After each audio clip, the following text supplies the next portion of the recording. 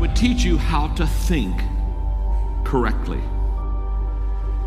The largest gap between successful and unsuccessful people in life is the thinking gap. I'm not talking about being smart. I'm not talking about an IQ. I'm talking about how you think, how I think. Successful people think differently than unsuccessful people. Wise thinking leads to right living. Stupid thinking leads to wrong living. If you want to have a fulfilled life, you have to fill your mind correctly.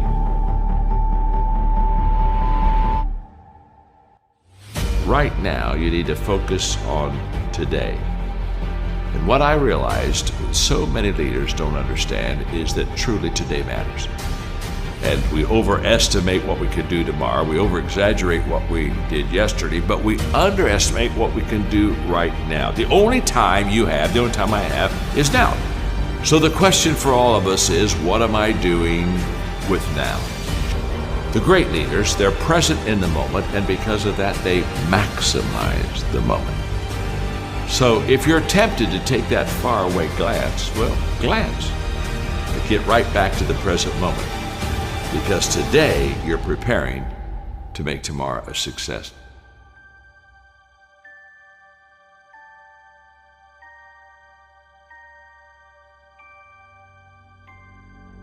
Well, we all want to be motivated, and yet so many times we fail to find the secret of motivation, and so let me give it to you quickly. Just do it. Motivation is not the cause of action, it's the byproduct of action. There's a lot of difference. If I think motivation is the cause of my action, then I'm going to wait to be motivated before I do something. But if I realize it's the byproduct of my action, then I'll start doing something. And then guess what? Motivation will come up and zap you, and all of a sudden you feel good and you're glad you're doing it. And you're saying, wow, this is truly wonderful. So let it be the byproduct of your life. Don't let it be the foundation for the actions that you take in your life.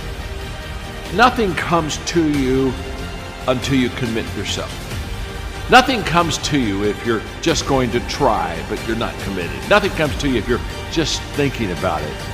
It's not until you take the action step. It's not until you take the direction do the things start to flow through you. But I'm saying don't cheat yourself out of the possibility of the potential that's on the other side of commitment.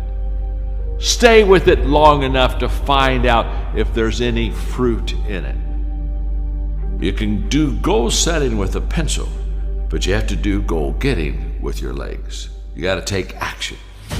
And it's the action that separates us. The greatest gap in this world is the gap between knowing and doing. Knowing is goal setting. Doing, now that's goal achieving.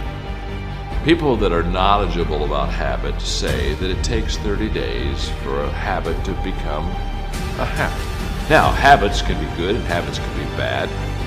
And so over a period of time, you can either be developing habits that are going to help you, or you can be developing habits that are going to hurt you. People that grow develop habits that help them. The great value of a good habit is you don't have to think about it. That's why it's a habit. In other words, once you begin to, over days and times and periods, begin to practice something that is good, after a while it becomes automatic to you. It becomes who you are. In fact, I always tell people, practice a good habit long enough to make it yours. And once it's yours, now it's automatic. Every day, you'll do what you should do. Often I have the expression that everything worthwhile is uphill. That's a fact. You've never heard someone talk about accidental achievements. You've never heard someone that got to the top of the mountain and somebody asked them, how did you get there? Kind of look confused and say, I have no idea. They know how they got there. The reason they know how they got there is because they had to walk all the way up the mountain. Nobody lifted them. There were no shortcuts. There's not an elevator. There's not an escalator. It's all effort that gets you to the top of the mountain. What I want you to understand is that inspiration does a lot better when it's coupled with perspiration. There are a whole lot of people, they want to be inspired in great things, but they don't want to do the hard work. to achieve those great things. It's not either or, it's both and. So I really trust today that you will just kind of roll up your sleeves, look at something you haven't tackled for a while, dive in. You'll be amazed that once after you do the work, you get inspired. Don't wait to get inspired before you do the work.